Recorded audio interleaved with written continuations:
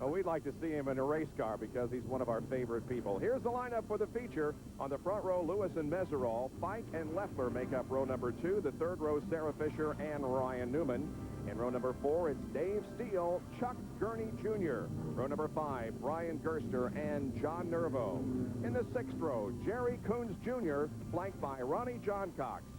Row number 7, Bobby Boone and Danny Dryden. Back in row number 8, the 26 of Andy Mishner and the 62 of John Heidenreich. In the 9th row, A.J. Davis in 128 and Ryan Scott in 48. Then the transferees, Sarah McCune and Wally Pancratz in the 10th row, Ed Carpenter and Jay Drake back in row number 11, Steve Payton and Mark DeBeaumont in the 12th row, and the MCI provisional goes to Chris Schultz. He will be the final starter in this 25-lap track, and we are set to go racing at Pikes Peak International. The green flag is out. Here we go, and look at him fan out 5 wide going into turn number 1, and the pole sitter once again gets a 4 start, and Sarah Fisher has taken the lead. Sarah Fisher comes all the way from row number 3 down on the bottom of the racetrack and went by about 5 cars and took the lead going into number 1. And they're still 3 wide through the 3rd and 4th corners in the middle of the pack. Meanwhile, up front, it is Sarah Fisher with the lead. Battle for second position. That's Pike in the 69 car, who has second place right now. But a big challenge from Jason Leffler on the inside. Leffler clear down below that white line, entering the corner. He did a little wiggle when he hit that line, actually, but kept it under control. Boy, these guys battling 3 and 4 wide. Look at that shot going down the back straightaway. That's Ed Carpenter, who's driving. Oh, and look at Meserol. The young 18-year-old kid got a little wide going through the 3rd and 4th corners and lost several track positions. It's a good thing this racetrack is real wide, because he had a lot of room to gather that thing up, which he did, and kept right on pace. He's not that far behind. And look who has come to the front. Jason Leffler has the lead, and in second position, Ryan Newman, as Sarah Fisher, who led early, now has dropped back to 3rd spot, and Larry the Cream has risen to the top early. Surprise, surprise, surprise. These two guys battling each other. They've done it all year long in the pavement racetrack, and you're not going to see anything different here today. Sarah Fisher, though, right now is hanging right in there with them, as is A.J. Pike. Pike in the black number 69, running there in 4th position from Galesburg, Illinois, as Jason Leffler and Ryan Newman now begin to separate themselves just a little bit from the rest of the field. Back of them, however, a good battle. Here is Pike moving to the inside of Fisher and taking the 3rd spot. Yes, and Sarah Fisher was smoking that right front tire. She started pushing the front end a little bit, and that's the reason she's moved backwards several spots here in the last couple of laps. And there is Michael Lewis, the pole sitter, who has moved into 4th position. Up front, a great battle as Ryan Newman now looks to the outside of Leffler through the 3rd and 4th corners. Here he comes down the straightaway, hanging in behind. Now he goes to the inside and tries to get the lead from Leffler, and does. Yeah, he just flew by him on the inside, slid right up in front of him. Now you're going to see Leffler try to do the same thing to him going into turn 3. Down the backstretch, Leffler looks to the inside. Oh, we got a car smoking badly. That's A.J. Davis, young man from Indianapolis. A lot of smoke from that car. I don't know whether he had contact with the wall. I can't see any damage to the car, but a big puff of smoke. Maybe just an engine problem. Yes, I think the engine just let go in that car. You can see the fluid running out from the bottom. He just had a big blow up without the engine. He's actually a crew member on the Pennzoil Panther crew, so he can get out of the race car and go to work on the other one now. Started back in the 17th position, but it is all over for him as the Pep Boys Indy Racing League rescue team come to his aid. Here's a replay.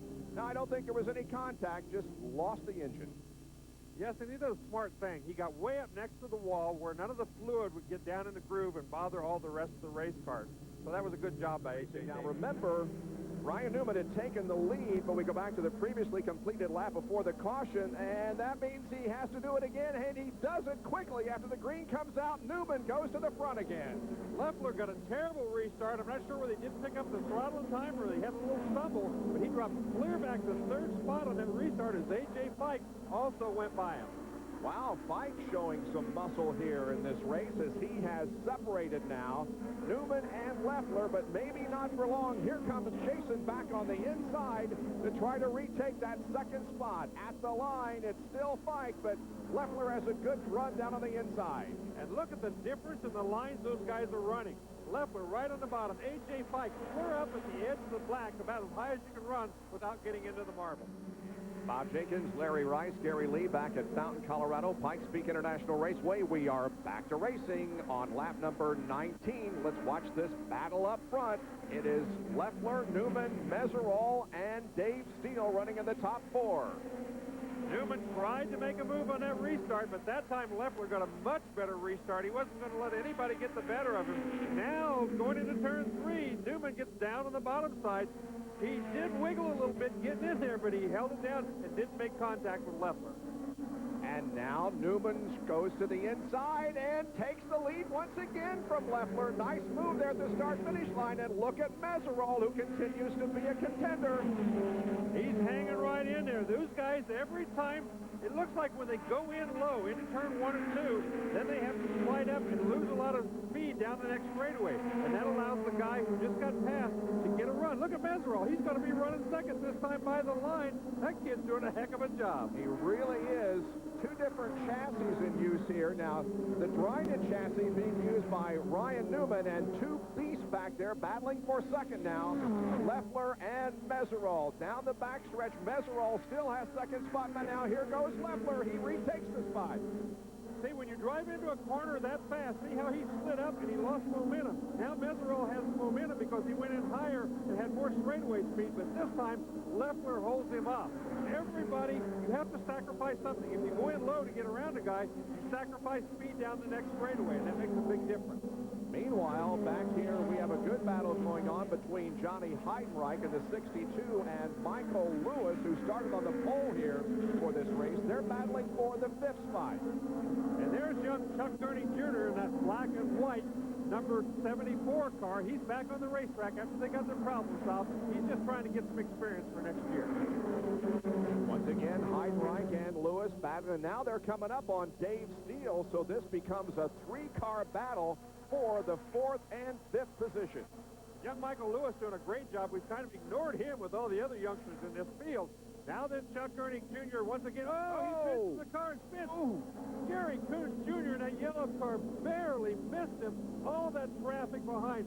Very, very lucky that nobody hit him. Man, oh, man. It has been quite an afternoon for Chuck Gurney Jr. Had trouble at the very start of the race, got on the track, was slicing up through the traffic, getting some experience, and now he spins there in turn number 3 with just 3 more laps to go. Let's take a look at it once again, and look how close Jerry Coons Jr. comes to him.